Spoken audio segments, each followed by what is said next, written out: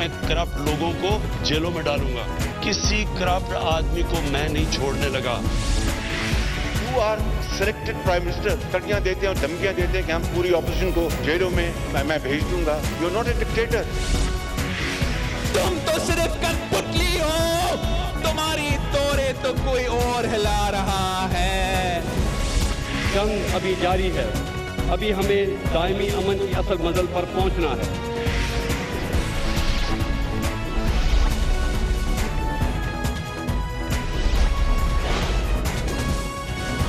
आप देख रहे हैं खबरों, तबसरों और तज्जियात पर मबनी पाकिस्तान का सबसे मोतबर न्यूज शो दुनिया, कामरान खान के साथ। अस्सलाम वालेकुम, मैं हूं कामरान खान। वज़ीर आज़म इमरान खान मीडिया से रिलेटेड मामलात को बहुत गहरी निगाह से देखते हैं और इस हवाले से उनकी हसासियत हमेशा बरकरार रहती है। वज़ीर आज़म इमरान खान ने शायद यही वजह है कि अपने 20 माह के दौरे इक़्तिदार में आज तीसरी बार अपनी मीडिया टीम को तब्दील किया है। अब उन्होंने अपनी मावन ख़ुसूसी इत्तलात और नशरियात डॉक्टर फिरदौस आशिक अवान को रुखसत कर दिया है। उनको कोई नया ओहदा नहीं दिया गया है और अमलन उन्हें घर भेज दिया है। इसकी जगह अब उन्होंने एक नई जोड़ी इस पोजीशन के लिए इंट्रोड्यूस की है और इसके लिए उन्होंने बड़ी दूररस तब्दीली की है। सेनेट में पाकिस्तान तहरीक इंसाफ से ताल्लुक़ रखने वाले कायद ऐवान और PTI के देरीना रहनुमा जनाब शिबली फराज को अब वज़ीर आज़म ने वफाकी वज़ीर बराए इत्तलात और नशरियात का ओहदा सौंप दिया है और इसके साथ ही उन्होंने मावन ख़ुसूसी का ओहदा तजवीज़ किया है और उसके लिए उन्होंने नॉमिनेट किया है डायरेक्टर जनरल ISPR साबिक DG ISPR lieutenant general Asim Salim Bajwa को। और इस तरह से अब ये नई जोड़ी होगी जो कि इत्तलात और नशरियात को पूरी क़ुव्वत से चलाएगी, वज़ीर आज़म के मीडिया अफेयर्स को चलाएगी। और ये तब्दीली है तकरीबन 18 अप्रैल गुज़िश्ता साल के बाद जब उन्होंने वफाकी वज़ीर जनाब इत्तलात और नशरियात की हैसियत से फवाद चौधरी को तब्दील कर दिया था और उनकी जगह फिरदौस आशिक अवान को इंट्रोड्यूस किया गया था। ये शायद उनका सबसे ज़्यादा एक कंट्रोवर्शियल फ़ैसला था क्योंकि इस फ़ैसले के हवाले से मुसलसल उन्हें तनक़ीद का सामना करना पड़ा और शायद यही वजह है कि अब उन्होंने ये फ़ैसला किया है कि वो डॉक्टर फिरदौस आशिक अवान को रुखसत कर देंगे। उनके सामने बहरहाल सबसे इम्पॉर्टेंट बात यह है कि हुकूमत का जो नैरेटिव है वो शायद मीडिया में उस अंदाज से सामने नहीं आ रहा जो कि उनकी ख्वाहिश है, लेकिन अब तक जो हमें फ़ीडबैक मिला है इस नई अपॉइंटमेंट पे वो काफ़ी पॉजिटिव है। ख़ास तौर पे सियासी हवाले से जो उन्होंने शिबली फराज को अपना वज़ीर इत्तलात और नशरियात बनाया है और इसमें कोई शक नहीं है कि lieutenant general retired Asim Bajwa media के हवाले से बहुत ही तजुर्बेकार शख्सियत हैं और जनरल आसिम माफ़ कीजिएगा जनरल राहील शरीफ के ज़माने में जबकि वो चीफ़ ऑफ आर्मी स्टाफ थे उन्होंने बहुत ही मौसर अंदाज से अफवाज का ताल्लुकात आम्मा का ये शोबा चलाया था और इस दौरान बहुत अहम मामलात थे जो सामने आए थे और जिसके दौरान ISPR का रोल बहुत ही प्रोमिनेंट था। और जनरल आसिम सलीम बाजवा की सबसे इम्पॉर्टेंट बात यह है कि वो मीडिया के तमाम लोगों के साथ उनके बहुत ही देरीना, बहुत ही पर्सनल, बहुत ही फ्रेंडली ताल्लुकात है। यही मामला शिबली फराज का भी है। लेकिन वज़ीर आज़म की ख्वाहिशात, वज़ीर आज़म और उनकी काबीना, उनकी हुकूमत की ख्वाहिशात कि मीडिया उनको उस तरह का रिस्पॉन्स मिल सके जैसा कि वो ख़ुद चाहते हैं, ये क्या मुमकिन हो सकेगा या नहीं, ये हम पूछेंगे पाकिस्तान की मीडिया की एक बहुत ही सीनियर तजुर्बेकार शख्सियत को हमने दावत दी है और वो पाकिस्तान के टेलीविज़न चैनल्स के तो बहुत ही ज़्यादा तजुर्बेकार शख्सियत हैं। वज़ीर आज़म इमरान खान की मुआवनत करते रहे हैं मीडिया के उमूर के हवाले से और फिर जब वो वज़ीर आज़म बने जब भी वो उनके मावन ख़ुसूसी रहे मीडिया अफेयर्स के। हमारे साथ मौजूद है जनाब यूसुफ बेग मिर्ज़ा। बहुत बहुत शुक्रिया बेग साहब आपने हमें ज्वाइन किया है। ऐसा लग रहा था कि वज़ीर आज़म पिछले 1 साल के दौरान कई बार लगा कि वो डॉक्टर फिरदौस आशिक अवान को शायद उस दबाव की वजह से रुखसत कर देंगे जिसका कि उनको सामना था, क्योंकि उनको हमेशा फ़ीडबैक ये मिलता था कि ये उनका मुनासिब फ़ैसला नहीं है। लेकिन अब ये ट्रिगर किस चीज़ ने आपके ख़्याल में किया जिसके बाद वो उन्होंने ऑलमोस्ट सडनली उनको चेंज कर दिया? जी बहुत शुक्रिया कामरान खान साहब आपका बुलाने पे प्रोग्राम पे। मेरा ख्याल है कि इसकी चहमगोइयाँ तो इसकी तब्दीली की काफ़ी अरसे से चल रही हैं और मैं नहीं समझता कि किसी दबाव के तहत इमरान खान साहब ने ये तब्दीली की है। ये प्योरली शायद परफॉर्मेंस की बुनियाद पे है, क्योंकि ये शायद तब्दीली इन्फॉर्मेशन में ज़रूरी भी हो चुकी थी। आप देख रहे हैं कि मीडिया में जिस तरह के हुकूमत के साथ हालात चल रहे हैं اور وہ لوگ بھی جو عمران خان کے حکومت کے یا پی ٹی آئی کے بہت حق میں ہوتے تھے، اور اینالسٹ بھی اور اینکرز بھی اور چینلز بھی، وہ بھی کچھ عرصے سے کافی حکومت کے خلاف جو ہے وہ میڈیا بیشنگ ہو رہی ہے. تو نہ جو ہے وہ میڈیا کے ساتھ ریلیشن شپ مینیج ہو رہا تھا، نہ میڈیا کو ساتھ لے کے چل رہے تھے. انفارمیشن منسٹر کا کام ہوتا ہے کہ وہ گورنمنٹ کے کاموں کو پروجیکٹ کرے، گورنمنٹ کو جو اس کے خلاف خبریں آتی ہیں اس کے متعلق پروٹیکٹ کرے، اور اس کے علاوہ میڈیا سے ایک ریلیشن شپ رکھ کے چلے جس سے میڈیا کو ساتھ لے کے چلے. گورنمنٹ کے جو بھی کام ہو رہے تھے وہ مسنگ تھے. میڈیا مارکیٹنگ نہیں ہو رہی تھی، گورنمنٹ کی پروجیکشن نہیں ہو رہی تھی. اس وجہ سے جس کو عمران خان صاحب، کیونکہ میں بھی رہا ہوں ان کے ساتھ، وہ میڈیا کو بڑی کلوزلی دیکھتے ہیں، خود دیکھتے ہیں، اس کا نیریٹو جو ہے وہ کمیونیکیٹ نہیں ہو رہا تھا. تو یہی وجہ تھی جو ٹریگر ہوتے ہوتے اس نہج پہ پہنچی کہ آج یہ تبدیلی ہو گئی. تو بیگ صاحب، اب اس بات کی ایک تو یہ کہ کیا صرف فردوس عاشق آوان اس کی ذمہ دار تھی کہ ان کو ایک ہاسٹائل میڈیا مل رہا ہے، اور اس کی وجوہات کیا صرف یہ ہے کہ ان کا کوئی مؤثر وزیر اطلاعات نہیں تھا؟ کیا آپ کے خیال میں یہی وجہ ہے؟ آپ کا تجربہ کیا کہتا ہے؟ میرا اپنا خیال ہے کہ دیکھیں، وزیر اطلاعات جو ہے وہ ایک 24/7 جاب ہے. اس میں آپ کو سب کو ساتھ لے کے چلنا پڑتا ہے، حکومت کو بھی بتانا پڑتا ہے. دیکھیں، اٹس اے ویری تھینکلیس جاب. جو وزیر اطلاعات کی جاب ہے بڑی ایک تھینکلیس قسم کی جاب ہے. یہ منٹ ٹو منٹ چینج ہوتی رہتی ہے. یہ مطلب ہر آدھے گھنٹے پر سچویشن چینج ہوتی ہے. کوئی نہ کوئی ایونٹ جو ہے وہ آپ کے سر پہ آ جاتا ہے جس کو آپ کو یہاں ڈیفینڈ کرنا پڑتا ہے، یہاں پروجیکٹ کرنا پڑتا ہے. تو اس میں یہ سمجھتا ہوں کہ جو ٹیم لیڈر ہوتا ہے، جو منسٹر آف انفارمیشن ہوتا ہے یا ہوتی ہے، وہ اس چیز کو پلان کرتا ہے، اسٹریٹجائز کرتا ہے، میڈیا کی ریلیشن شپ کو مینیج کرتا ہے، میڈیا کو ساتھ لے کے چلتا ہے، حکومت کے لوگوں کو ایکسپلین کرتا ہے، حکومت کا دفاع کرتا ہے، پرائم منسٹر کے پروجیکٹ کو جو ہے وہ پروجیکٹ کرتا ہے. تو میں یہ سمجھتا ہوں کہ جو ایکسپیکٹیشنز تھیں پرائم منسٹر عمران خان کی، وہ قطعی طور پہ یہ تو ظاہر ہے نا بیگ صاحب، جب انہوں نے اس طرح سے ان کو فارغ کر دیا، اس کا مطلب یہ ہے کہ وہ بہت فرسٹریٹ ہوئے ہیں. مگر یہ بتائیے گا کہ یہ جو میکانزم اب انہوں نے ترتیب دیا ہے، جس میں ایک جانب جنرل باجوہ ہیں، دوسری جانب شبلی فراز ہے. ایک تو میں ایز این آؤٹ سائڈر اور as an experience media person میں سمجھ رہا ہوں کہ ایک تو اتھارٹی ایک ہونی چاہیے، ایک ہونا چاہیے شخص اور مقام جہاں پر کہ میڈیا کے ساتھ کمیونیکیشن ہو. یہ جو ڈائیکاٹمی ہوگی یہ کنفیوژن نہیں پیدا کرے گی؟ یہ مجھے اس میں کچھ ابہام نظر آ رہا ہے. میں سمجھتا ہوں تو دیکھیں، یونٹی آف کمانڈ تو ایک بندے کے پاس ہی ہوتی ہے اور ہونی چاہیے، اور وہ تو منسٹر آف انفارمیشن کے پاس ہونی چاہیے. لیکن یہ ٹیم اچھی ہے. یہ ٹیم جو ہے ایک پولیٹیکل فیس ہے، جو پی ٹی آئی کا پرانا فیس ہے، جو عمران خان کی ٹیم کا حصہ ہیں. ایک کریڈیبل فیس ہے. اور عاصم سلیم باجوہ صاحب کا بھی ایک اچھا ایکسپیرینس اور ایکسپرٹیز رہی ہیں.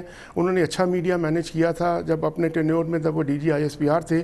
اور اگر یہ ٹیم اس طرح کام کرے کہ ایک فیس آف دا گورنمنٹ ہو اور ایک اسٹریٹجسٹ پلاننگ اور اس کی جو ہے ریلیشن شپ مینجمنٹ پہ جائے، تو یہ شاید بہتر ٹیم کے طور پہ کام کر سکتے ہیں. لیکن آپ کی بات ٹھیک ہے، منسٹری کا باس ایک ہی ہونا چاہیے. میں ایز اے پروفیشنل بیگ صاحب، میں کسے فون کروں گا؟ جل صاحب کو فون کروں گا میں، یا شبلی فراز کو فون کروں گا؟ تو کس چیز میں شبلی فراز کو فون کروں گا، کس چیز میں جل صاحب کو فون کروں گا؟ یہ ہوگا، سیریس کنفیوژن ہوگا اس میں. دیکھیں نہیں، وہ ایک لحاظ سے یہ ہے کہ یہ ڈیپینڈ کرتا ہے اب شبلی فراز صاحب پہ کہ وہ اپنی منسٹری کو اور اپنے اس عہدے کو کس طرح لے کے چلتے ہیں. اگر وہ اپنے عہدے کو اس طرح لے کے چلتے ہیں کہ انہوں نے اپنے آپ کو بیک گراؤنڈ میں رکھا اور لوگوں سے رابطہ نہ کیا اور لوگوں سے کمیونیکیٹ نہ کیا، تو وہ خود بخود اپنی سپیس لوز کر جائیں گے. انہیں ہی خود چاہیے کہ اپنی ڈائریکشن انہوں نے خود جو ہے نا وہ الائن کرنی ہے. اگر وہ اس کو ٹوٹلی ہینڈز آن مینیج کریں گے اور سپورٹ لیں گے، عاصم سلیم باجوہ صاحب کی ڈیسک سپورٹ لیں گے، ان کی میڈیا مینجمنٹ بہت اچھی ہے، ان کی اسٹریٹجسٹ بہت اچھی ہیں. وہ اگر یہ دونوں کا اس طرح کا کپل چل گیا تو یہ بہت اچھی ٹیم بن کے سامنے آ سکتی ہے. لیکن جہاں پہ کلیش آف انٹرسٹ ہوا تو پھر یہ معاملات جو ہیں وہ جو ہے نا گڑبڑ ہو جائیں گے.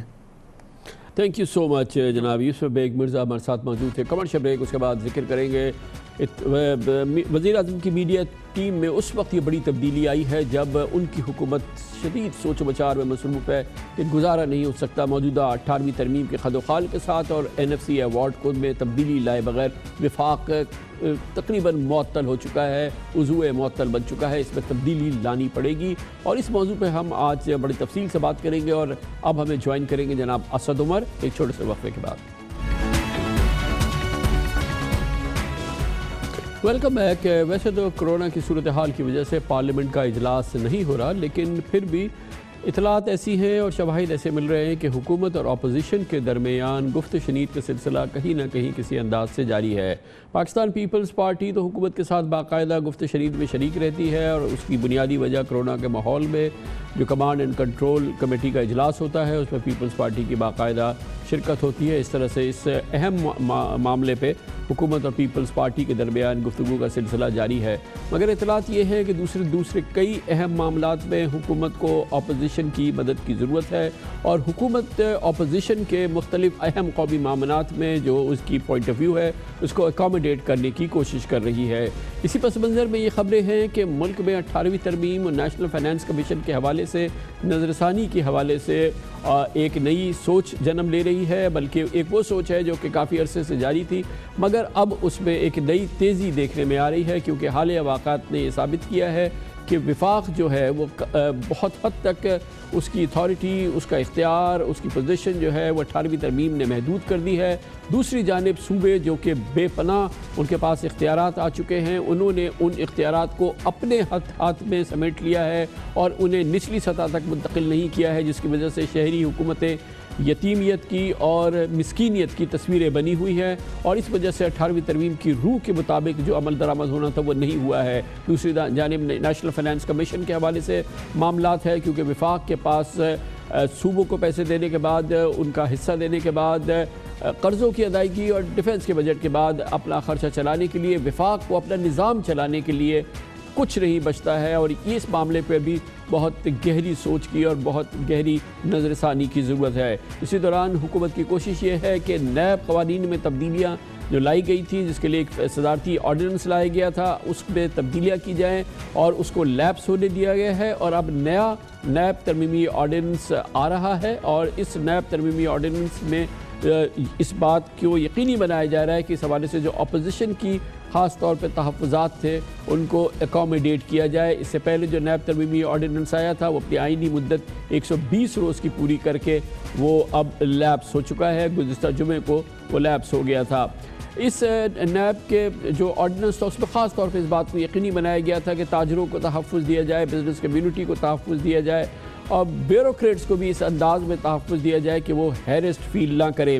اسی حوالے سے یہ بھی یقینی بنایا گیا تھا کہ جو اس حوالے سے مزید اختیارات، یعنی کہ جو میگا کرپشن کے کیسز ہیں وہی نیب کے سامنے ہوں، نیب انہی پہ ایکشن لے۔ لیکن اب دیکھا گیا ہے کہ حزب اختلاف کے ساتھ بات چیت کے بعد کوشش یہی ہے کہ اپوزیشن کے جو کلیدی نکات ہیں ان کو شامل کر لیا جائے، اور اس حوالے سے پھر ایک نیا نیب ترمیمی آرڈیننس اگلے چند دنوں کے اندر جاری کر دیا جائے۔ وہ کہ اس نے ناقدین کے اس سوال کو جنم دیا ہے کہ اگر تمام سیاسی جماعتوں کو اکاموڈیٹ ہی کرنا ہے یا ان کے پوائنٹ آف ویو کو اس انداز سے ان کو سمونا ہے کہ وہ ان کے حوالے سے جو اس وقت کرپشن کی تحقیقات ہیں ان کو پروٹیکشن مل جائے، تو پھر جو خاص طور پہ احتساب کا نعرہ تھا اور بھرپور و بے رحم احتساب کا وعدہ تھا عمران خان کا، وہ کیسے پورا ہوگا؟ ان تمام سوالوں کے جواب جانیں گے، اور اس کے لیے ہم نے دعوت دی ہے۔ آج ہمیں جوائن کر رہے ہیں وزیر اعظم کے بہت ہی قریبی سیاسی معتمد ہیں، وفاقی وزیر برائے منصوبہ بندی جناب اسد عمر ہمارے ساتھ اسلام آباد سے موجود ہیں۔ بہت بہت شکریہ اسد عمر صاحب۔ پہلے تو ایک اگر بریفلی ایک احاطہ کر دیں کہ اس وقت کرونا کی موجودہ صورتحال کے باوجود حکومت اور حزب اختلاف کے تعلقات کی نوعیت کیا ہے، روابط ہیں؟ جی بالکل، یہ میں اکثر کہتا ہوں کہ آج کل کے دو مختلف صورتحال ہیں۔ ایک فیصلہ سازی کا میدان ہے، اس میں نیشنل کمانڈ سینٹر کی میٹنگز ہیں، نیشنل کوآرڈینیشن کمیٹی NCC کے اجلاس ہیں جو وزیر اعظم خود چیئر کرتے ہیں، اور وہاں پر مشاورت سے کام بھی ہو رہا ہے، فیصلے بھی ہو رہے ہیں، اور اس کے بعد ایک دوسرے سے سیکھنے کی کوشش بھی کی جا رہی ہے۔ اور جیسا کہ اس صورتحال کے اندر قوم کی امید بھی ہے کہ سیاسی لیڈرشپ جو ہے وہ اپنی سیاست الگ کر کے قوم کے مفاد کے لیے فیصلے کرے. ویسا ہو بھی رہا ہے.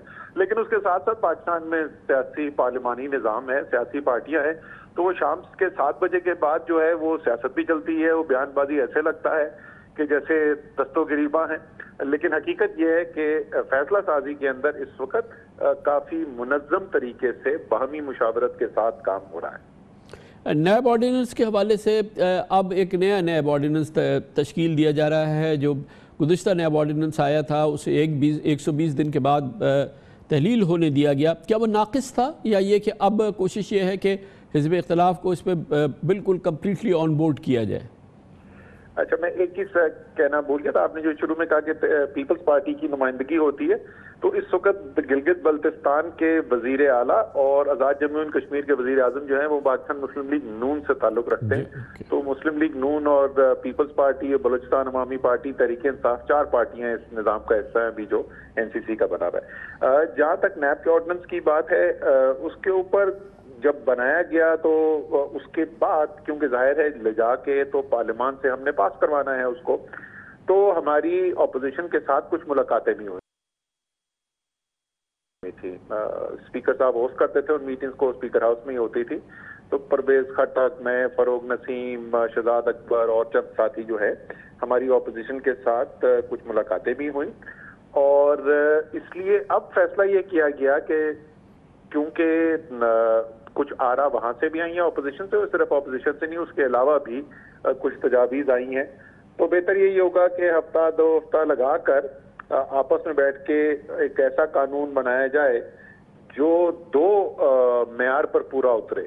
ایک تو یہ کہ اگر موجودہ نیب کے قانون کے اندر یہ ایک تاثر ملتا ہے کہ انصاف کا تقاضا پورا نہیں ہو رہا, وہ بھی اس کو کیا جائے ٹھیک, اور ساتھ ہی ساتھ یہ بھی کوئی صورتحال نہ پیدا ہو کہ جن کا طاقتور لوگوں کا احتساب ہونا ہے وہ احتسابی عمل ہی ختم ہو جائے گا اس کے ساتھ. کیونکہ کوشش تو یہ ہے کہ احتسابی عمل اور کارگر ہو اور جتنا شفاف اور منصفانہ ہو سکتا ہے وہ ہو.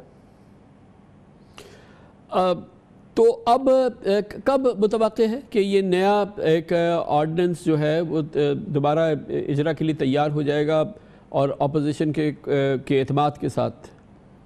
سر, اس کا جو ڈرافٹ ہے وہ لا منسٹر صاحب بنا رہے ہیں, اور اس کے بعد لا منسٹر صاحب بابر اوان صاحب اور شہزاد اکبر صاحب کو ہم نے ریکویسٹ کی ہے کہ وہ ساتھ بیٹھ کے ایک مسودہ جو ہے وہ تیار کر لیں, اور اس کے بعد ہماری اپوزیشن کے ساتھ جو ہے وہ بات چیت شروع ہو جائے گی. اور امید یہ, وہ ظاہر ہے کہ جب ساتھ بیٹھیں گے جب پتہ چلے گا کتنا ٹائم لگے گا, بٹ امید یہ ہے کہ بہت زیادہ عرصہ شاید اس میں نہ لگے. یہ فرمائیے گا کہ ایک تاثر جنم لے رہا ہے, بہت مضبوط تاثر جنم لے رہا ہے کہ گو کہ کرونا کے حوالے سے نیشنل کمانڈ آپریشن سینٹر پہ جو ایکٹیویٹی ہوئی ہے اس نے قومی سوچ کو اور قومی انداز سے مسائل کو حل کرنے کا راستہ فراہم کیا اور ایک پلیٹ فارم دیا. مگر اس کے ساتھ ساتھ ہی یہ چیز بھی نمایاں ہوئی کہ 18ویں ترمیم کے بعد جو صوبوں کو جس انداز سے اختیارات اس 18ویں ترمیم نے تفویض کیے ہیں, وہ اس کی مینیفیسٹیشن جو ہے وہ ایک نئے مسئلے کو اور ایک بحرانی سی کیفیت کو جنم دے رہی ہے, جس میں کہ وفاق ہمیں بہت سکڑتا ہوا نظر آ رہا ہے, کمزور ہوتا ہوا نظر آ رہا ہے. پھر سندھ کے اندر کا معاملہ بالکل مختلف ہے, کیونکہ یہاں سیاسی طور پہ جو ہے تقسیم جو ہے بڑی نمایاں ہے شہری علاقوں کی اور دیہی علاقوں کی, اور پھر جو فیصلہ سازی شہری علاقوں کے حوالے سے ہوتی ہے اس میں شہری پرسیپشن, شہری حساسیت جو ہے وہ نمایاں نہیں ہوتی ہے, بلکہ اس میں تھوڑا سا تکلیف کا پہلو نظر آتا ہے. اور پھر ظاہر ہے کہ وہ 18ویں ترمیم نے اختیارات صوبوں کو تو منتقل کر دیے, مگر جو شہری حکومتیں ہیں جہاں تک اصل میں اختیارات پہنچنے تھے وہ تو حسرت و یاس کی ایک تصویر بنی ہوئی ہے, یتیمیت و مسکینیت کی ایک تصویر بنی ہوئی ہے. تو یہ پورا معاملہ جو ہے یہ کتنا اس وقت یہ جو سوچ ہے وہ کتنی اس وقت حاوی ہے, جو تھنکنگ ہے اس وقت وفاقی سطح پر اور اوور آل فیڈریشن میں؟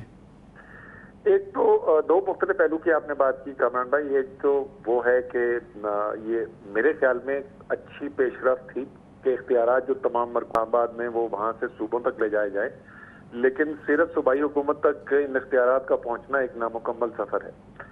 جب تک مقامی حکومتوں کے نظام جو آئین کی روح کہتی ہے کہ آئینی, انتظامی اور مالی طور پر بااختیار مقامی حکومتیں ہوں گی. جب تک ہم وہ نظام نہیں لے کے آ سکتے تو یہ ڈیولوشن کا عمل جو ہے یہ نامکمل ہے. اور آپ کو پتا ہے کہ سندھ کا جہاں تک تعلق ہے وہاں پر تو ہم پٹیشن لے کے, میں بھی سگنیٹری ہوں اس پٹیشن کا, جو ہم لے کے سپریم کورٹ میں گئے ہوئے ہیں. باقی پنجاب اور کے پی اور خیبر پختونخوا اور اسلام آباد میں تو خیر اگلے سال ہے, لیکن ان دونوں صوبوں میں قانون تیار ہیں. وہ یہ کورونا کی وجہ سے ذرا تاخیر آ گئی ہے, انشاءاللہ اس کے بعد ہو جائیں گے. دوسری بات جو آپ نے کی کہ یہ تو اچھی بات ہے کہ صوبے میں, یہ بات درست ہے کہ اگر صوبے طاقتور ہوں گے تو اس سے وفاق طاقتور ہوگا, میں اس میں یقین رکھتا ہوں.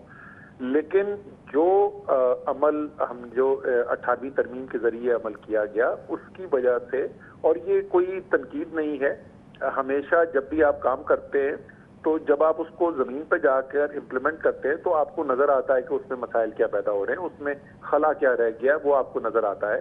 اور وہ پہلے بھی نظر آ رہا تھا, لیکن یہ جو بحران پچھلے 2 ماہ سے ہمارے سامنے کورونا کا ہے تو اس میں تو بہت واضح ہو کے سامنے آ گیا. اور جب یہ صورتحال آپ دیکھ رہے ہیں کہ صوبائی وزراء اعلیٰ جو ہیں وہ مطالبہ کر رہے ہیں کہ وزیر اعظم ہمارے لیے فیصلے کریں, اور ایک ہی فیصلہ ہونا چاہیے, وفاق کو کرنا چاہیے. تو یہ جب صورتحال اب سامنے دیکھتے ہیں, ہم چاہتے ہیں کہ ظاہر ہے اس وقت ہماری توجہ مرکوز ہے کہ ہم یہ کورونا کی جو صورتحال ہے اس سے نمٹا جائے, لیکن اس کو فائدہ اٹھاتے ہوئے اس وقت جو بڑی واضح ہو کے سامنے چیز آ گئی ہے, ہماری امید یہ بھی ہے کہ قومی لیڈرشپ جو ہے وہ ساتھ بیٹھے گی, اور یہ نظام جس کے اندر صوبے جو ہیں وہ بااختیار صوبے ہیں, اس کو بہتر کیسے بنایا جا سکتا ہے, نظام کی بہتری کے لیے جو حکم اس کے اندر ہیں اس کو ساتھ لے کے چلیں گے. اور اس میں آخری چیز میں یہ کہہ دوں کہ یہ میرے خیال میں سب کو احساس ہو گیا ہے کہ اگر وفاق بہت کمزور ہو جائے گا تو اس میں صوبوں کا بھی نقصان ہے. یہ ہو گیا 18ویں ترمیم کا معاملہ. اور یہ نیشنل NFC ایوارڈ ہے جس کے نتیجے میں وفاق کے بعد ہر بجٹ کے بعد کچھ بچتا ہی نہیں ہے کہ وہ اپنا نظام چلائے, وفاقی حکومت چلے, اور وہ سب کچھ جو ہے وہ مائنس سے اپنے سفر کا آغاز کرتا ہے. یہ نظام کیسے ریاست اور اس کے صوبے اور مملکت کیسے الاؤ کر سکتی ہے؟ مطلب یہ تو سسٹینیبل ہی نہیں ہے. اچھا, یہ بھی دیکھیے کہ یہ موجودہ صورتحال کے تناظر میں اگر آپ اس کو دیکھیں کہ تقریباً 58-59% جو ہے وہ وفاق جو ٹیکس اکٹھا کرتی ہے وہ چلا جاتا ہے صوبوں کے پاس. صوبے جو ٹیکس اکٹھا کرتے ہیں وہ تو اپنے پاس ہی ظاہر رکھتے ہیں, لیکن وفاق جو پیسہ جمع کرتا ہے ٹیکس کی صورت میں اس کا 58 سے 59% جو ہے وہ صوبوں کے پاس چلا جاتا ہے. لیکن جس وقت یہ صورتحال پیدا ہوئی, ایک بحران کی صورتحال پیدا ہوئی, تو اس میں دیکھیے کہ سارے صوبے جو ہیں ان کو جو ایکوپمنٹ ہے وہ بھی بھجوا رہے ہیں, ہسپتالوں کو سب کو پروٹیکٹیو ایکوپمنٹ بھی وفاق بھجوا رہا ہے, لیبارٹریز بھی بنوا رہا ہے, ڈائگنوسٹک کٹس بھی منگوا رہا ہے. اسی طریقے سے چاہے وہ مزدوروں کے لیے پیکج ہو یا زراعت کے لیے پیکج ہو یا غریب لوگوں کے مستحقین کے لیے پیکج ہو, وہ تقریباً تمام کا تمام وفاق سے آ رہا ہے. اس وقت اگر آپ وفاق کی جو مالی جو امداد کر رہا ہے وفاق پاکستان کے شہریوں کی اور ہمارے کاروباری طبقے. بہت بہت شکریہ جناب اسد عمر ہمارے ساتھ ہے. بہت ہی امپورٹنٹ موضوع ہے آج کا 18ویں ترمیم اور NFC ایوارڈ, وفاق کی کمزوری, وفاق کا عضو معطل بن جانا, صوبوں کا بے پناہ طاقت حاصل کر لینا اور وہ نیچے تک نہیں پہنچنا.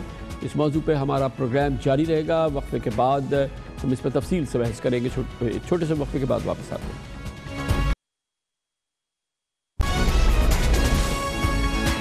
آپ دیکھ رہے ہیں خبروں, تبصروں اور تجزیات پر مبنی پاکستان کا سب سے معتبر نیوز شو دنیا, کامران خان کے ساتھ. کورونا کی بحرانی کیفیت میں بھی پاکستان بھر میں وفاقی حکومت کے فیصلوں کا اطلاق ایک جیسا کیوں نہیں ہو رہا؟ ہنگامی حالات میں بھی ملک کا خزانہ کیوں خالی ہے؟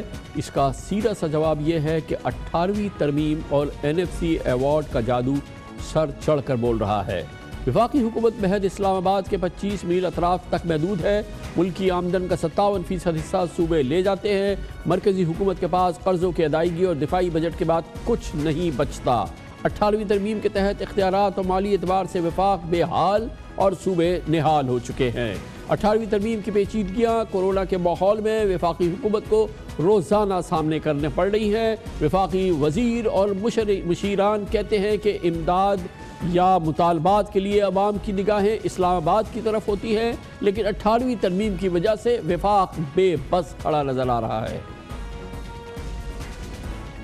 18ویں ترمیم کے میں آپ کو بتا دوں کہ صحیح سمت کی طرف قدم تھا، پاکستان کے لیے ضروری ہے اور ایک اچھا قدم ہے، بلکہ میں تو کہوں گا کہ ابھی بھی وہ نامکمل ہے، کیونکہ کراچی سے وہ اسلام آباد سے نکل کے صوبائی حکومتوں تک پہنچ گئی، لیکن جو مقامی حکومتوں کو جو اختیار ملنے تھے وہ ابھی تک نہیں ملے۔ کچھ کمی نظر آ رہی ہے، کچھ گیپس نظر آ رہے ہیں۔ ابھی موجودہ صورتحال دیکھیں، انڈسٹری تو ڈیفالٹ سبجیکٹ ہے 18ویں ترمیم کے اندر، تو یہ ساری انڈسٹری والے لوگ جو ہیں، یہ سارے کاروبار کرنے والے لوگ وفاق سے کیوں مانگ رہے ہیں؟ اسی طریقے سے صحت جو ہے وہ تو ہے ڈیفالٹ سبجیکٹ، لیکن جب تک وفاق اور صوبے ساتھ مل کے کام نہیں کریں گے، اس کا مطلب یہ نہیں کہ ان کے صوبوں کے حقوق جو ہے ان کو غصب کر لیا جائے، بالکل بھی نہیں، لیکن ان کا ساتھ مل کے کام کرنا ناگزیر ہے، انتہائی ضروری ہے، اور کامیابی ہے ہی اسی صورت میں۔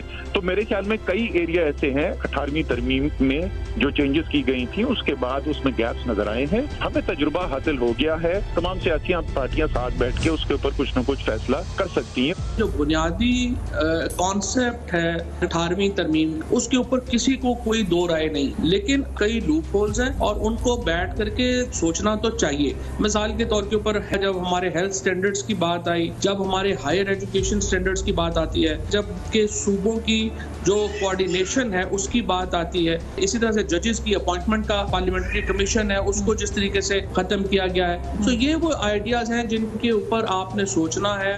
18ویں ترمیم جو ہوئی کرائسس کے موقع پہ، جو میں نے اب دیکھا ہے پچھلے 6 ہفتے میں، ہم بہت سا وقت گزار رہے ہیں پیچیدہ نیگوسیشن میں کہ یہ ایسے کر لیں یا ایسے کر لیں۔ وہ کرائسس کے وقت یہ انرجی لگنی چاہیے لوگوں کے تحفظ میں، اور یہ کوارڈینیشن اگر زیادہ آسان ہوتی، وہ انفارچونیٹلی نہیں ہے۔ کرائسس اور ایمرجنسی میں ہمیں کوئی نہ کوئی لیگل سٹرکچر بنانا پڑے گا کہ ہماری کوارڈینیشن جو ہے وہ زیادہ سیملیس ہو، جو اتنا ایڈ ہاک نہ ہو، جو لیگلی جو ہے وہ کورڈ۔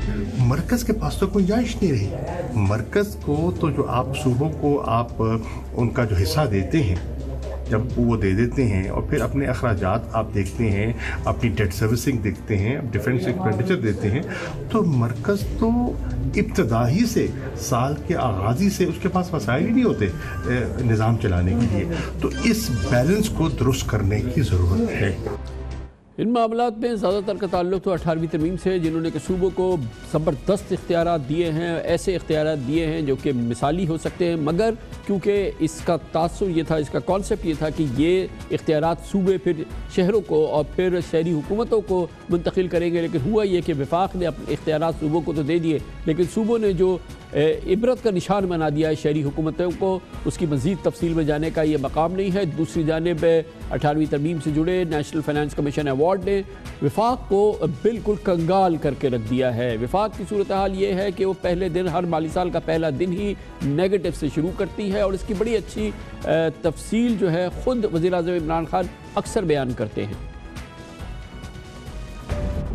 18ویں ترمیم کے بعد سارے اختیارات صوبے کے پاس چلے گئے، سارا پیسہ بھی چلا گیا ہے صوبوں کے پاس، اب جتنا پیسہ کبھی پہلے نہیں تھا، اور فیڈرل گورنمنٹ تو بینکرپٹ ہے۔ 5,500 ارب روپیہ ٹوٹل فیڈرل گورنمنٹ میں، 2,500 ارب روپیہ صوبوں کو چلا جاتا ہے، 2,000 ارب روپیہ صرف قرضوں کی قسطوں پہ جاتا ہے، 1,700 ارب روپیہ سیکیورٹی اور فوج کو چلا جاتا ہے۔ فیڈرل گورنمنٹ تو شروع ہی ہوتی ہے 600 ارب روپے کے خسارے سے۔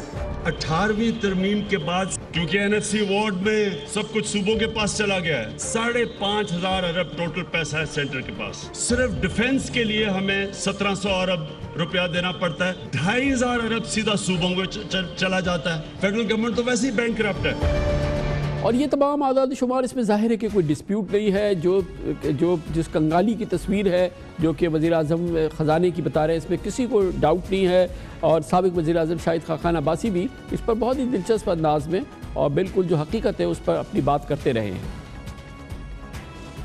جو NFC ایوارڈ ہے اس کو ہمیں ریوزٹ کرنا ہوگا۔ جو کرنٹ NFC ایوارڈ ہے اس میں مرکز کے پاس اب پیسے بچتے ہی نہیں ہیں کہ وہ اپنے خرچات پورے کر سکیں، پیسے سب صوبوں کو چلے جاتے ہیں۔ اور کیونکہ جب NFC ایوارڈ شروع ہوا تھا تو 80% پیسہ مرکز رکھتا تھا، 20% صوبوں کو جاتا تھا، اب وہ 58% صوبوں کو جاتا ہے. تو اس لیے آج جو ٹوٹل مرکز کے پاس پیسہ رہ جاتا ہے فیڈرل گورنمنٹ کے پاس، وہ صرف آپ کی ڈیٹ سروسنگ پوری کرتا ہے اور ڈیفنس کا ایک حصہ پورا کرتا ہے. گویا کہ کوئی فرق نہیں ہے پاکستان تحریک انصاف، وزیر اعظم عمران خان کے موقف میں، شاہد خاقان عباسی پاکستان مسلم لیگ نون کے موقف میں ایک حرف کبھی آپ نے دیکھا کہ فرق نہیں ہے. مسئلہ ایک بہت شدید ہے جو کہ ہم نے 18ویں ترمیم کے حوالے سے بتایا، وہ یہ کہ تاثر عام ہے کہ وفاق کی تنگ دستی اور خاص طور پر سندھ میں وفاقی حکومت کے فیصلوں پر عمل درآمد میں بڑی رکاوٹ ہے اور 18ویں ترمیم اس کی بڑی وجہ ہے. 18ویں ترمیم کا سرسری جائزہ لیتے ہیں ہم اس رپورٹ میں کہ اس میں اختیارات کیا ہیں جو صوبوں تک پہنچے اور یہ اس کا احاطہ کرتے ہیں.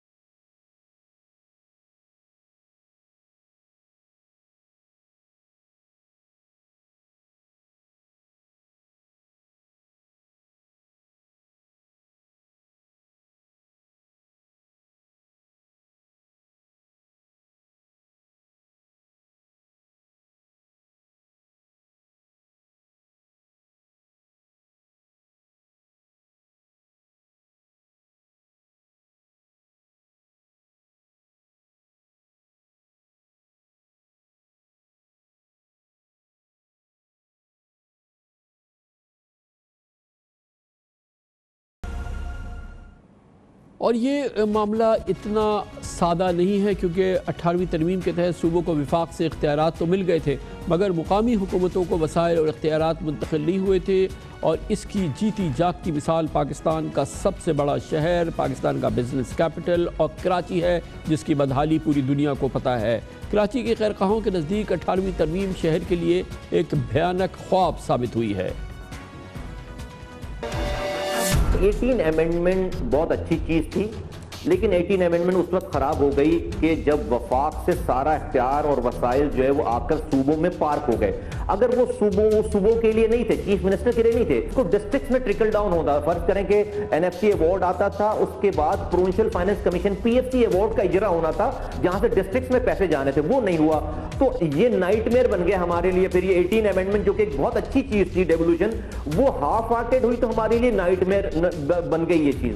میری تجویز یہ ہے، میں پہلے سے یہ کہتا چلا آ رہا ہوں کہ 18ویں ترمیم میں ترمیم کرنے کی ضرورت ہے. یہ 18ویں ترمیم میں ہم ترمیم کرتے ہیں اور اس ترمیم میں ایک چیپٹر ایڈ کرتے ہیں کہ یہ جو وفاق سے صوبوں کو اختیارات گئے ہیں اس کے یہ اختیارات ہر حال میں آئینی طور پر ہر حال میں ایک چیپٹر انکلوڈ ہو لوکل گورنمنٹ کا کہ یہ اختیارات اور وسائل نیچے جانے ہیں. اسی حوالے سے ایک بہت اہم ڈیولپمنٹ ہوئی تھی جب سپریم کورٹ آف پاکستان نے پچھلے سال جنوری میں کراچی کے جناح ہاسپٹل NICVD قومی ادارے صحت اطفال کو وفاق کے ماتحت کرنے کا فیصلہ سناتے ہوئے قرار دیا تھا. 18ویں ترمیم پر بحث نہیں ہوئی تھی، پارلیمنٹ نے اپنا کام کر لیا. اب اس کی قانونی تشریح وہ ہوگی جو سپریم کورٹ آف پاکستان کرے گی. آپ کو پتہ کہ جی آپ کی جو 18ویں ترمیم ہے وہ کیسے ہوئی؟ بند کمروں میں ہوئی. یہ بھی نہیں پتہ چلتا تھا کہ جی اس میں کیا ڈیبیٹ ہو رہی ہے، کیا ڈسکشن ہو رہی ہے. اور پھر اس کے بعد ڈیولوشن تو کسی حد تک ہوا لیکن آپ کو پتہ ہے کہ جی اس کے اوپر کوئی ڈیبیٹ تو پارلیمنٹ میں ہوئی نہیں. لہٰذا اس لا میں اگر کوئی کمی خامی ہے تو لیجسلیشن ہے اسی لیے کہ ان کمی خامی کو دور کیا جائے. نہ صرف یہ کہ سابق چیف جسٹس آف پاکستان جناب جسٹس ثاقب نثار اس سلسلے میں اپنی دو ٹوک رائے کا اظہار کر چکے ہیں، سپریم کورٹ بھی اس سلسلے میں اپنی دو ٹوک رائے کا اظہار کر چکا ہے اور موجودہ سپریم کورٹ اور اس کے چیف جسٹس بھی اس کے بارے میں ان کی رائے بھی بڑی سامنے آ چکی ہے کیونکہ آئین کا آرٹیکل 140 سے صوبوں کو پابند کرتا ہے کہ اختیارات کو نچلی سطح پر تقسیم کیا جائے اور بلدیاتی اداروں کو انتظامی اور مالی اختیارات دیے جائیں، مگر سندھ میں ایسا نہیں ہوا. حالیہ دنوں میں کراچی بحالی کیس میں چیف جسٹس آف پاکستان جناب جسٹس گلزار احمد نے چیف سیکرٹری سندھ से पूछा था कि क्या आर्टिकल 140 से सिंध में लागू नहीं होता। चीफ जस्टिस ने रिमार्क्स दिए थे कि वज़ीर आला सिंध लिख कर दे कि बल्दियाती निज़ाम को फ़ाल क्यों नहीं कर रहे। अगर वो दुरुस्त जवाब नहीं देते तो उन्हें तौहीन अदालत का नोटिस दे सकते हैं। इंपॉर्टेंट बात यह है कि ये पूरा मामला अभी सुप्रीम कोर्ट ऑफ पाकिस्तान की ज़ेर समाअत भी है। हुकूमत PTI की हुकूमत इमरान खान हुकूमत इस सिलसिले में क्या कर रही है, उसकी सोच क्या है और उसका रुख क्या है, ये सब कुछ हम जानेंगे। हमारे साथ मौजूद हैं, एक बार फिर हम इस मौजू को आगे बढ़ाएंगे और अब हमें ज्वाइन कर रहे हैं वज़ीर आज़म इमरान खान के एक और बहुत ही करीबी सियासी साथी, उनके मोतमद वफाकी वज़ीर तालीम जनाब शफ़क़त महमूद हमें एक बार फिर ज्वाइन करेंगे। बहुत बहुत शुक्रिया शफ़क़त महमूद साहब। हमने तफसील से अभी अपने तमाम व्यूअर्स को 18वीं तरमीम और national finance commission award NFC award के हवाले से उसका पूरा पस मंज़र पेश किया और यकीनन ये गुफ्तगू इससे पहले बहुत ही तफसील से होती रही है और ये मामला अब ऐसा लगता है कि ये इस वक्त तैयार हो रहा है कि इस पे अमल हो। थोड़ी देर कब हमारे असद उमर साहब से भी बात हो रही थी कि ये सोच तो थी हमेशा से, लेकिन अब इस पे एक अमल के हवाले से भी कोई खाका बनना चाहिए। हुकूमत इस सिलसिले में क्या सोच रही है, क्योंकि ये बात अब सोच और इस पे डिबेट और इस पे तासुरात और इस पे एतराज़ात तो हम काफ़ी अरसे से सुनते चले आ रहे हैं, लेकिन अब ऐसा लगता है कि वक्त आ गया है कि इस पे कोई अमल दरामद की कैफियत बने। क्या ये तासुर सही है? जी, बात यह है कि अमल दरामद तो तभी होगा कि जब एक इत्तफाक राय होगा, क्योंकि इसके लिए 2/3 अक्सरियत चाहिए नेशनल असेंबली में भी और सेनेट में भी।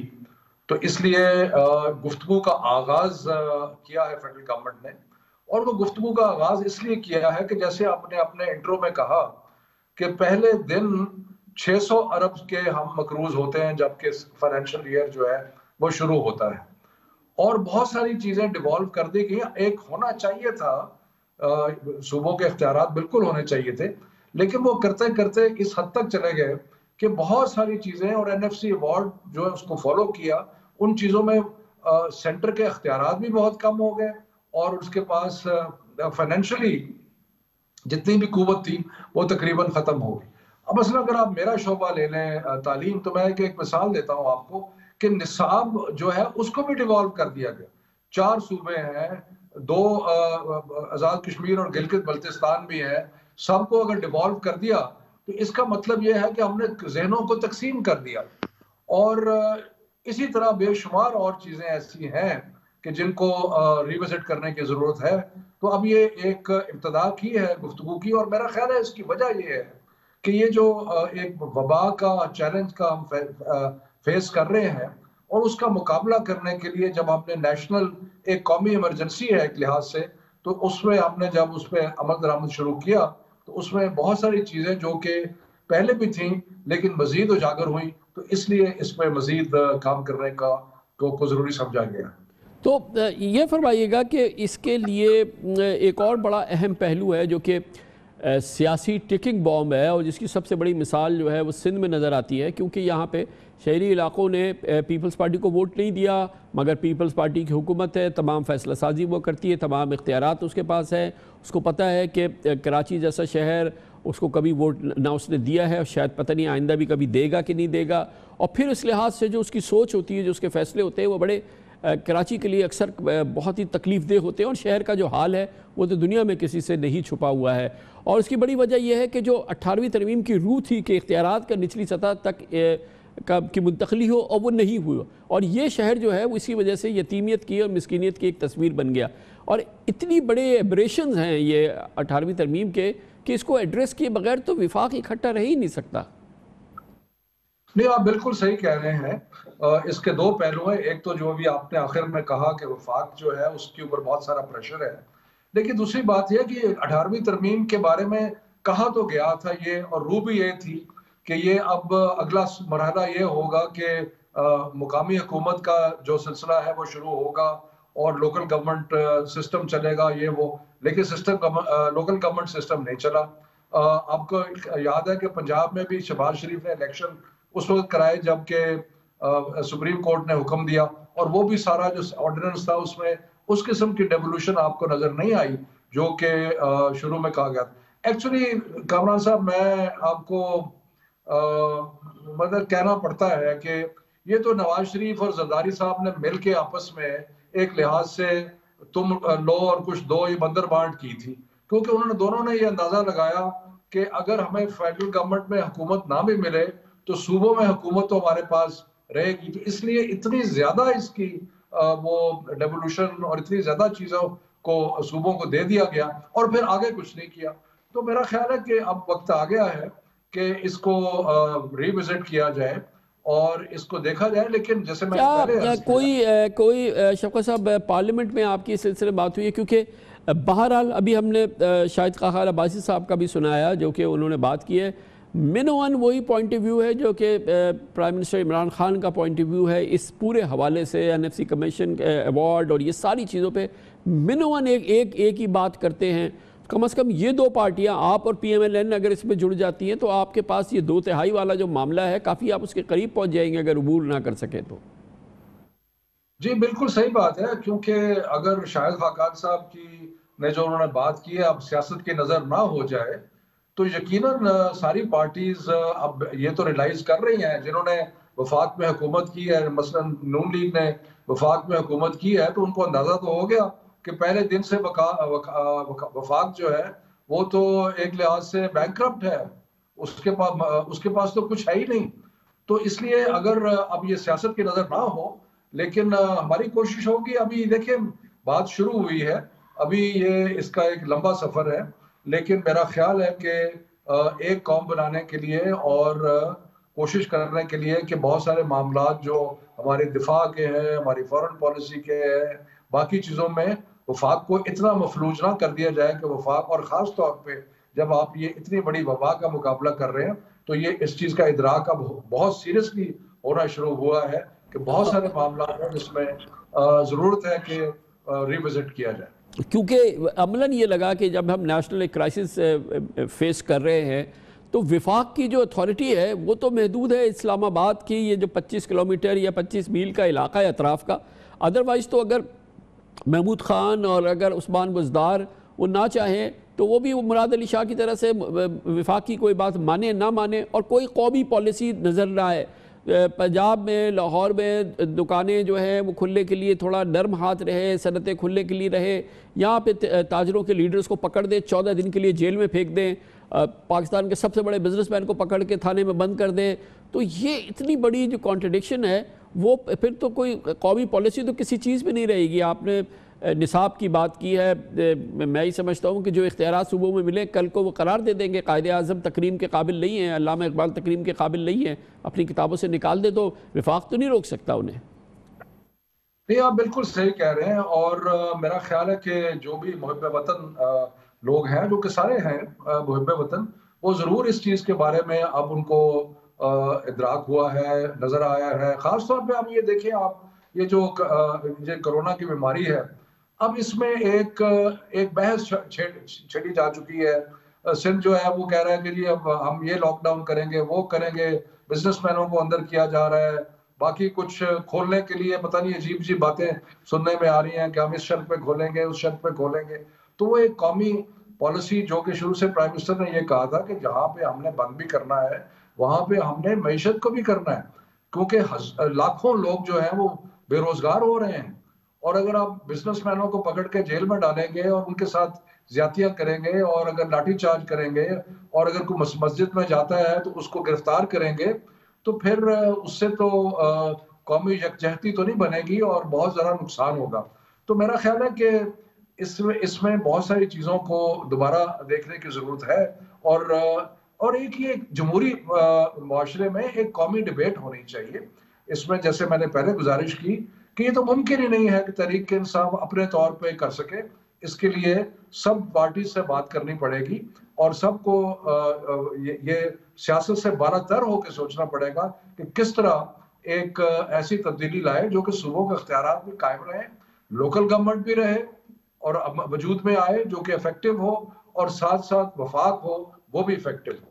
تھینک یو سو مچ جناب شفقت محمود. آپ کو پورا موقف دے رہے تھے وزیر اعظم عمران خان، ان کی کابینہ اور ان کی حکومت کا 18ویں ترمیم اور NFC ایوارڈ کے حوالے سے. اب اس کا ماہرانہ رائے لیں گے چھوٹے سے وقفے کے بعد کہ آئین کی 18ویں ترمیم کی جو شقیں ہیں اور جو آئین تقریباً 36% بدل دیا گیا تھا اس کے کیا اثرات نکلے، اس کا کیا نتیجہ نکلا، NFC ایوارڈ کا کیا نتیجہ نکلا اس کا پھر ہم جو مالی ماہرین ہیں، خزانے کے امور کے ماہرین ہیں، ان سے بات کریں گے، قانونی ماہرین سے بات کریں گے چھوٹے سے وقفے کے بعد۔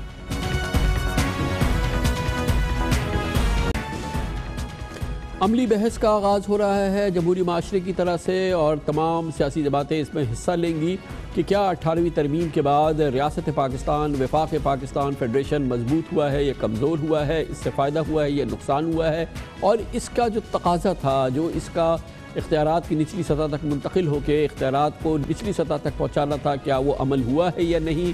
اس کے ساتھ ہی national finance commission award NFC award کے بعد حکومت کتنی مضبوط ہوئی ہے، ریاست پاکستان کتنا مضبوط، وفاق میں کتنی کمزوری آئی ہے، ان تمام کا اب احاطہ ہم کریں گے۔ پہلے دیکھتے ہیں آئینی معاملہ، اور اس کے لیے ہم نے دعوت دی ہے پاکستان کے سابق وزیر قانون، پاکستان کے ممتاز سینئر قانون دان بیرسٹر سید علی ظفر کو۔ بہت بہت شکریہ بیرسٹر صاحب۔ اب 18ویں ترمیم کی قبولیت کے کوئی 10 سال کے بعد ایک پوسٹ مارٹم ہو رہا ہے، کوئی ایک ریویو ہو رہا ہے، ایک طرح کا کانسٹیٹیوشنل آڈٹ ہو رہا ہے کہ اس کے مقاصد پورے ہوئے، اس سے جو کچھ ریاست کو فائدہ پہنچنا تھا وہ پہنچا، کتنی تقویت ملی وفاق پاکستان کو، اور اس کے بعد لگ یہ رہا ہے کہ ایک عام تاثر یہ ہے کہ شاید جو مطلوبہ نتائج تھے وہ حاصل نہیں ہوئے ہیں۔ آپ کا اپنا خیال کیا ہے اس حوالے سے، آپ کیا ویو رکھتے ہیں؟ دیکھیں، 8ویں ترمیم کے بہت سارے فائدے بھی ہیں اور کچھ نقصانات جو پہلے سے بڑے واضح تھے کہ ہوں گے، جس کی وجہ سے اس کو امپروو کرنے کی ضرورت ہے، اس کو بہتر بنانے کی ضرورت ہے، وہ بھی اب نظر آنا شروع ہو گئے ہیں۔ آپ دیکھیں کہ 18ویں ترمیم میں جو اچھی باتیں تھیں وہ تو بڑی کلیئر تھیں۔ ایک تو 1973 کی کانسٹیٹیوشن کو واپس لایا گیا تھا، جو ڈکٹیٹرز نے ترمیم کی تھی کانسٹیٹیوشن میں ان کو ختم کیا گیا تھا، پریزیڈنٹ کی طاقت کو ختم کیا گیا تھا۔ آپ کو یاد ہے آرٹیکل 58(2)B تھا جس کے تحت پارلیمنٹ کو ڈیزالو کر سکتا تھا پریزیڈنٹ، وہ ختم کی گئی۔ بہت سارے 2 بڑے اہم بنیادی حقوق دیے گئے، right to education, fair trial کا پرنسپل، یہ سارے ڈالے گئے تھے۔ پروونشل اٹانومی بہت حد تک دی گئی تھی، لیکن جو مسئلے تھے وہ یہ تھے کہ کنکرنٹ لسٹ، آپ کو پتہ ہے کامران صاحب، کنکرنٹ لسٹ ہوتی تھی پہلے کانسٹیٹیوشن میں، جس کے تحت بہت سارے ایسے قانونی مسئلے تھے جو کہ فیڈرل حکومت بھی اور پروونشل حکومت بھی، دونوں پارلیمنٹ بھی اور پروونشل اسمبلی بھی اس پہ قانون سازی کر سکتی تھی۔ وہ کنکرنٹ لسٹ ختم کر دی گئی۔ اب جب کنکرنٹ لسٹ ٹوٹلی ختم کی گئی تو اس کے کچھ بڑے میجر اثرات آنا شروع ہوئے جو فیڈریشن کے اسٹیٹ کے اوپر آتے ہیں۔ مثلاً آپ دیکھیں کہ ہیلتھ پروونسز کو دے دی گئی، ڈرگز پروونسز کو دے دی گئی، ایجوکیشن تعلیم پروونسز کو دے دی گئی۔ تو اس سے مسئلے یہ آنا شروع ہو گئے کہ جب آپ فیڈریشن کی بات کرتے ہیں اور اس میں ایک ڈرگ کا ایگزامپل لے لیں کہ ایک میڈیسن بن رہی ہے بلوچستان میں، وہ لائسنس بلوچستان دے رہا ہے، پنجاب نہیں دے رہا، اس کو کس طرح روکیں گے؟ اس لیے یہ اس قسم کے معاملات بڑا ضروری تھا کہ فیڈریشن کے پاس رہتے۔ وبا، انوائرمنٹ، آپ دیکھیں ہمارا کورونا کا بڑا مسئلہ ہے، لیکن کس زمانے میں فیڈرل حکومت بھی اس پہ قانون سازی کر سکتی تھی تاکہ یہ ایک اسٹیٹ کے معاملے حد تک وہ وبا کو کنٹرول کر سکے، کسی پینڈیمک کو کنٹرول کر سکے، وہ بھی پروونسز کو دے دیا گیا، جس کی وجہ سے ہمیں یہ مسئلے ہو رہے ہیں۔ تو اس قسم کے بہت سارے ایشوز تھے جو کہ ضروری ہے کہ آپ پارلیمنٹ کو یہ طاقت دیں، آپ فیڈریشن کو یہ طاقت دیں کہ ان معاملات پہ پارلیمنٹ بھی لیجسلیشن کر سکے۔ ان چیزوں کو درست کرنے کی میری نظر میں ضرورت ہے۔ جو اچھے کام تھے 18th امینڈمنٹ کے، جو میں نے کچھ کا ذکر کیا، اسی طرح آپ جوڈیشری کو جو اپوائنٹمنٹس کا میتھڈ انہوں نے بنایا تھا، الیکشن کمیشن کی اپوائنٹمنٹ کا میتھڈ بنایا تھا، وہ بہت درست ہیں، وہ بالکل صحیح چل رہے ہیں، اس میں کوئی ترمیم کرنے کی ضرورت نہیں ہے۔ لیکن یہ جو کچھ معاملات ہیں جس طرح ہیلتھ ہو گئی، ڈرگز ہو گئی، ایجوکیشن ہو گئی، ایک کریکولم ہوتا ہے ایک اسٹیٹ کا، وہ اب اسٹیٹ نہیں کر سکتی، وہ پروونسز کے پاس ہے۔ اسی طرح انوائرمنٹ کے ایشوز جو ہیں، کرمنل لاء کے، کرمنل پروسیجر کے، وہ پہلے کنکرنٹ لسٹ میں ہوتے تھے، وہ نکال کے پروونسز کو دے دیے گئے، تو بعد میں احساس علی ظفر صاحب اس میں جو ظاہر ہے کہ جو آئی تھنک جو سب سے بڑی اس کی روح تھی وہ یہ تھی کہ اختیارات کی نچلی سطح تک منتقلی کی جائے۔ ظاہر ہے کہ صرف مقصد یہ نہیں تھا کہ صوبے ایک مملکت بن جائیں، مکمل اختیار صرف ان صوبوں تک ہی محدود ہو جائے، یقیناً پھر ان کو نچلی سطح تک جانا تھا، شہری حکومتوں کو جانا تھا، پھر شہری حکومتوں سے مزید نچلی سطح تک جانا تھا، تاکہ پھر نچلی سطح تک یہ اختیارات ٹرکل کرتے۔ یہ پھر صوبوں کے دارالحکومتوں میں آ کے رک گئے، اور اس نے ایک بڑا بحران جنم دیا ہے، آپ کے سامنے ہے جو اس وقت سندھ کی صورتحال ہے، خاص طور پہ کراچی کی صورتحال ہے۔ جی بالکل آپ درست فرما رہے ہیں۔ اس کا جو ایک بیسک سپرٹ تھی 18th امینڈمنٹ کی، وہ یہ تھی کہ فیڈرل سے حکومت سے لے کے جو لیجسلیٹو طاقت ہے، جو فائنینشیل طاقت ہے، وہ پروونسز کو جائے گی، اور پروونسز پہ پھر وہ فردر ٹرکل ہو کے ایکچولی لوکل باڈیز تک جائے گی۔ اور ہم نے دیکھا کہ وہ لوکل باڈیز کے قوانین تو بنائے صوبوں نے، اور سندھ کے میں نے بڑا غور سے دیکھا جو سندھ میں لوکل باڈیز کے قانون بنائے، وہ تقریباً سارا کچھ پروونسز نے اپنے پاس رکھ لیا ہے، اور لوکل باڈیز کو صرف تھوڑی سی طاقت دی ہے، جس کی وجہ سے وہ ایکچولی لوگوں کا کام نہیں کر سکتی، نہ ان کے پاس کوئی فائنینشیل طاقت ہے۔ تو یہ 18th امینڈمنٹ کی یہ والا جو ایک ضروری اسپرٹ تھی، اس کا جو مین اس کا وجہ۔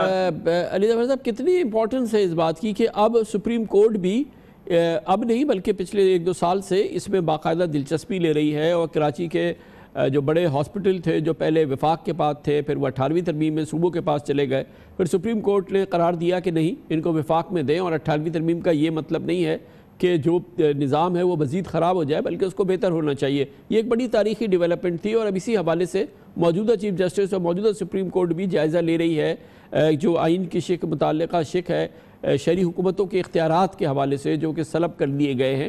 تو اب سپریم کورٹ کی بھی اس پورے معاملے میں بڑی براہ راست دلچسپی، اور کئی معاملات زیر سماعت بھی ہیں۔ جی جہاں تک تو لوکل باڈیز کا تعلق ہے، آپ کو پتہ ہے سپریم کورٹ کی کم از کم 3 ججمنٹس ہیں جو بار بار کہتی رہی ہیں، اور جس میں بڑا واضح طور پہ لکھا ہوا ہے کہ لوکل باڈیز کا کتنی امپورٹنس ہے، کتنی اہمیت ہے ایک جمہوریت میں۔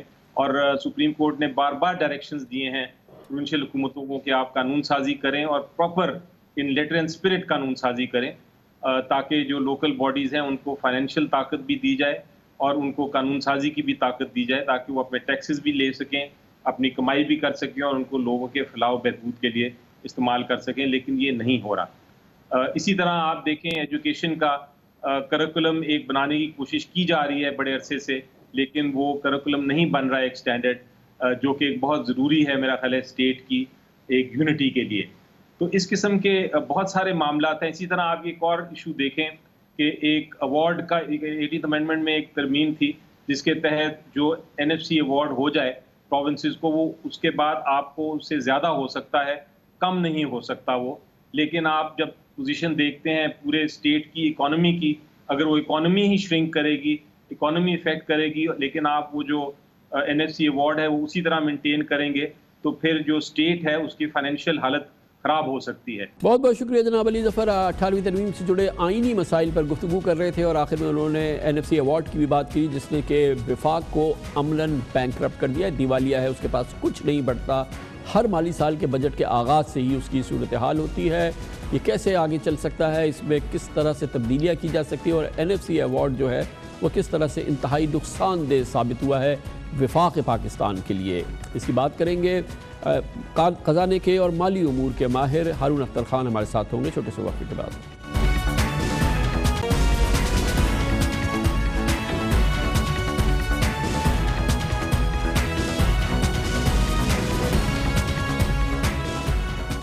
پروگرام کی شروع میں ہی ہم نے آپ کو بتایا کہ 18ویں ترمیم سے جڑے NFC ایوارڈ کے حوالے سے پاکستان پیپلز پارٹی کی کوئی بھی رائے ہو، لیکن پاکستان مسلم لیگ نون اور پاکستان تحریک انصاف کی رائے بالکل سیم ہے۔ منون کلمات ہیں جو کہ جناب عمران خان NFC ایوارڈ کے حوالے سے کہتے ہیں، اور جو جناب شاہد خاقان عباسی جو وزیر اعظم تھے کہتے تھے، گویا کہ اس کی بنیاد یہی تھی کہ NFC ایوارڈ کے بعد صوبوں کو تقریباً 57-58% کی ادائیگی کے بعد جو کہ محصولات، جو ٹیکسز، جو آمدن ہوتی ہے حکومت کی، اس کے بعد جو بچتا ہے وہ قرضوں کی ادائیگی میں، ملکی قرضے اور بین الاقوامی قرضوں کی ادائیگی میں، اور پھر دفاع کے بجٹ پہ چلا جاتا ہے، اور اس کے بعد وفاقی حکومت کے پاس کچھ نہیں بچتا، پورا سال سامنے ہوتا ہے اور پورا وفاق کا نظام چلانا ہے، اور یقیناً یہ ایک قابل عمل فارمولہ نہیں ہے، اور اس کا مطلب یہ کہ NFC ایوارڈ جس انداز سے بھی ترتیب دیا گیا 18ویں ترمیم کے پس منظر میں، یقیناً اس میں بہت نقائص ہیں اور اس مسئلے کو حل کرنا ضروری ہے۔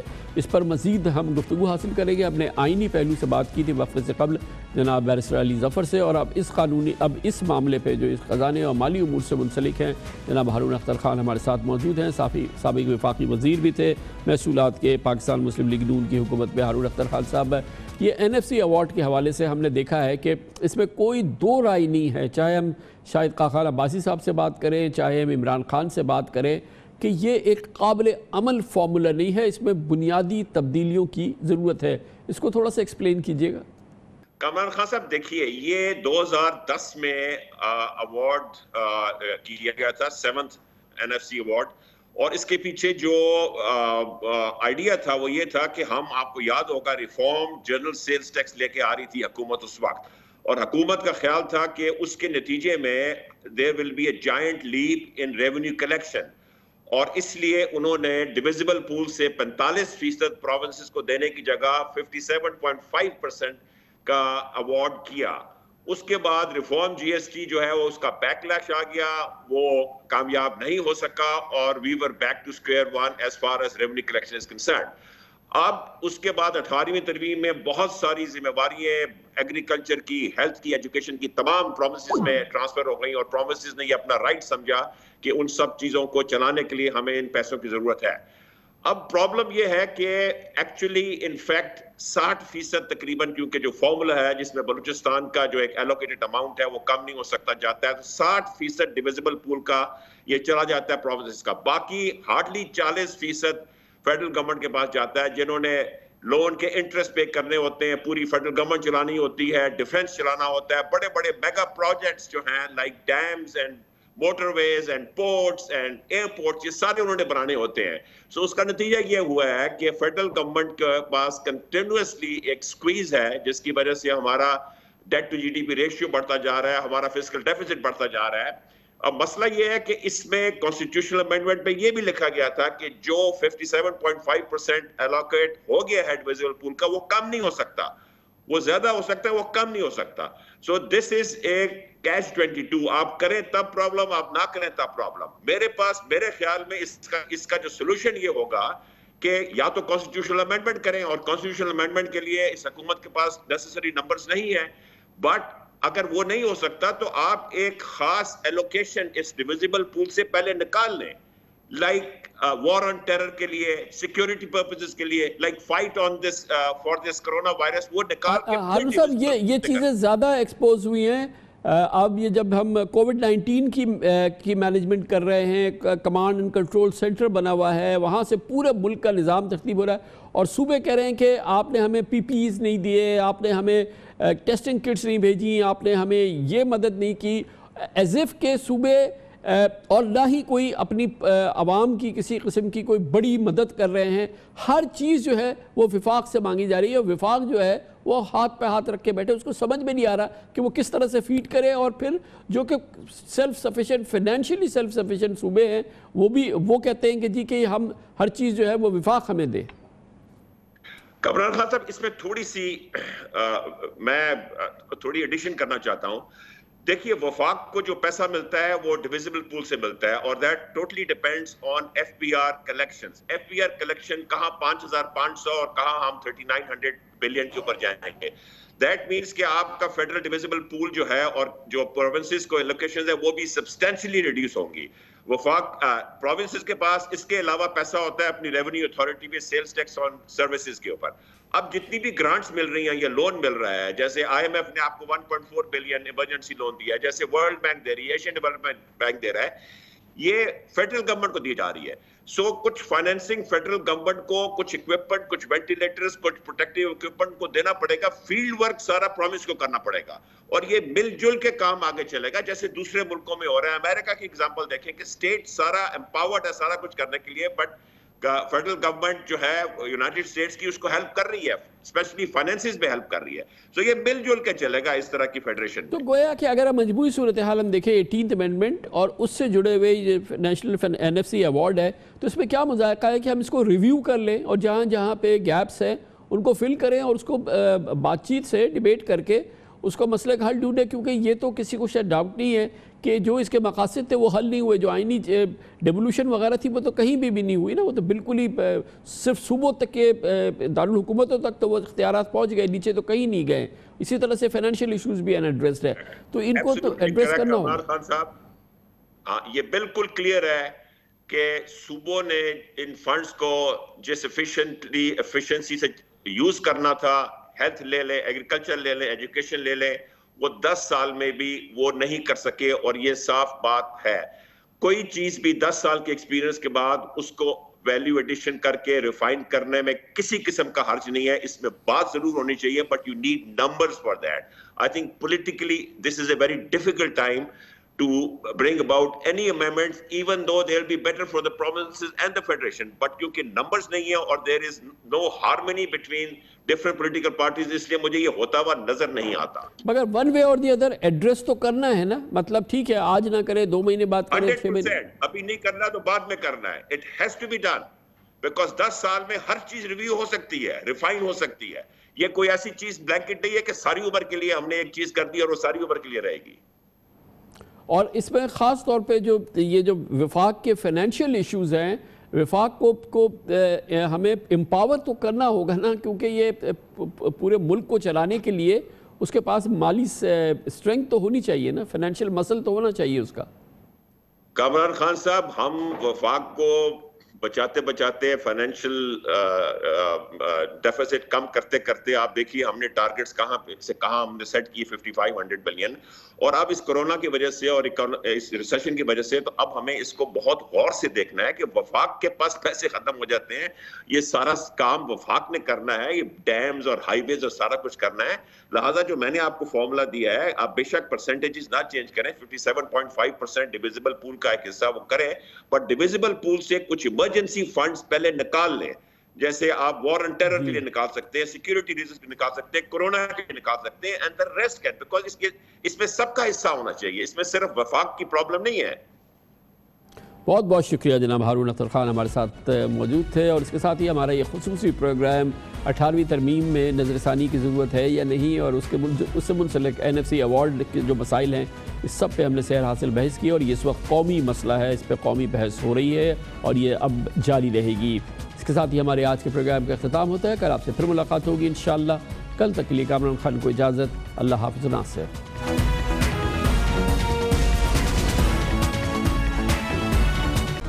Hi, it's Sayyeda Shanaz here. Thank you for watching Dunya News. For more videos and updates, don't forget to click the subscribe button. Keep watching Dunya News.